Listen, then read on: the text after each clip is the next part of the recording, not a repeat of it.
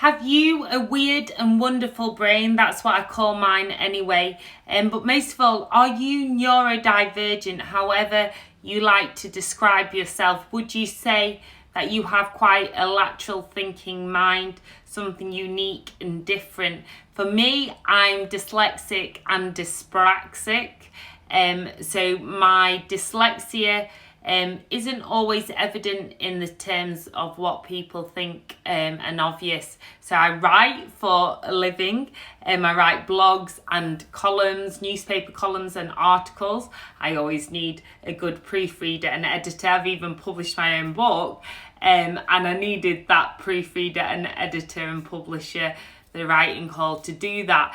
But I have coping strategies, and honestly, it is so powerful being able to understand your neurodivergent mind and seeing it as a beautiful thing, but also how to manage it. So like with me, I put some gold glitter on this just to sparkle it up, but I've now got a cut across my head, and this is a daily kind of Sophie thing, where I've just was in the kitchen cleaning and then just hit my head on things. I've still got a burn on my stomach somewhere.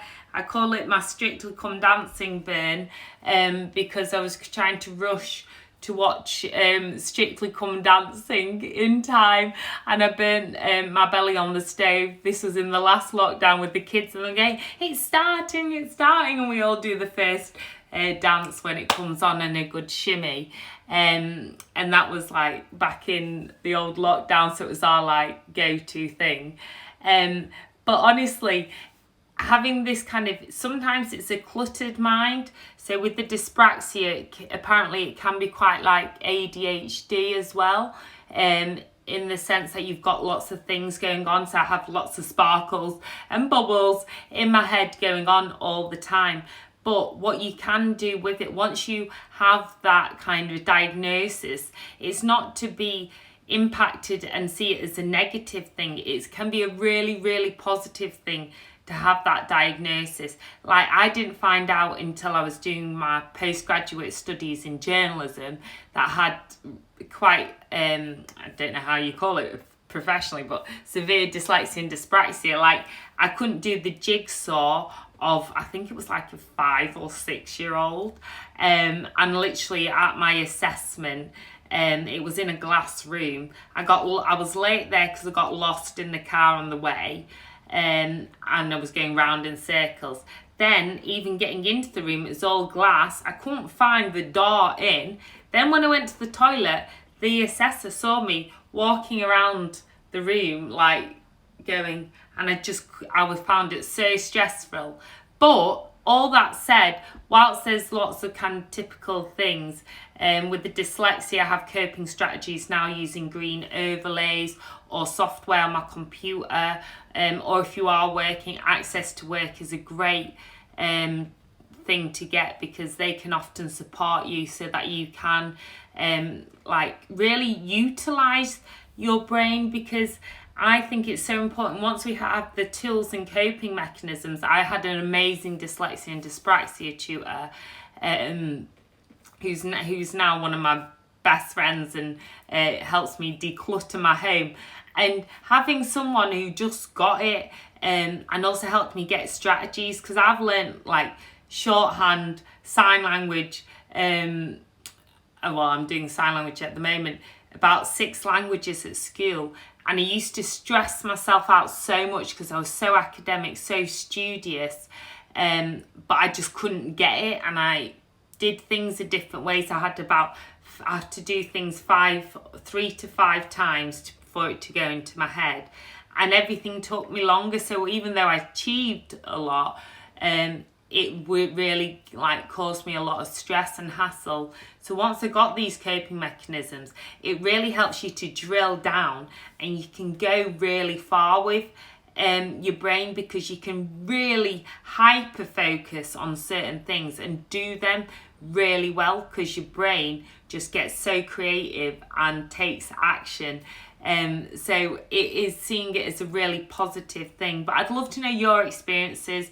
Might be dyslexia, dyspraxia, ADHD, whatever neurodivergence means to you. I'd love to know how it helps you, how you face challenges. I can do really complex things. I can write full features, do full projects. My work I can really concentrate on. But then home, like, just even knowing how to tie my shoelaces and declutter a space, I still tie them like a child.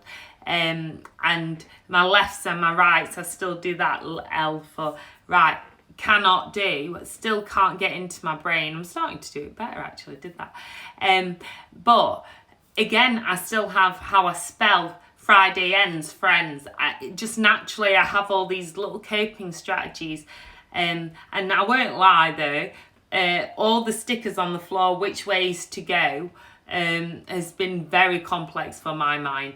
I can't pack a bag and remember everything in a mask or my keys, the amount of time I lose keys, phones.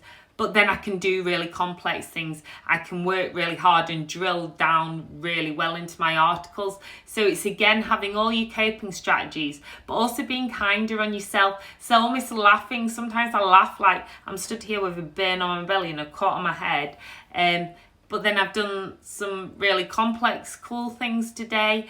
I've done my qigong, my workout. And then I do so much because my mind, and I am so active all the time, that I have to do so much though, because that calms my mind a bit as well. If you make me focus on one thing, it actually stresses me out. I have to be listening to like a podcast whilst I'm moving. I have to be doing certain things, or even just trying to get outside and be mindful whilst I'm doing qigong, or it's too windy to do that today. But it's really hard to go from that. But that's where yoga has been such a good discipline for me, to try and calm it a little bit, because sometimes you have about 1,000 computer tabs open at once, and that's like your brain and your digital life and your home. And it's just having those coping mechanisms where where things are all the time. You'll still lose them, and that you are able to manage it with the support of others, but also getting other people to understand it as well and seeing it as a positive thing. Anyway, I'd love to know your thoughts, and I'll see you all soon. Bye.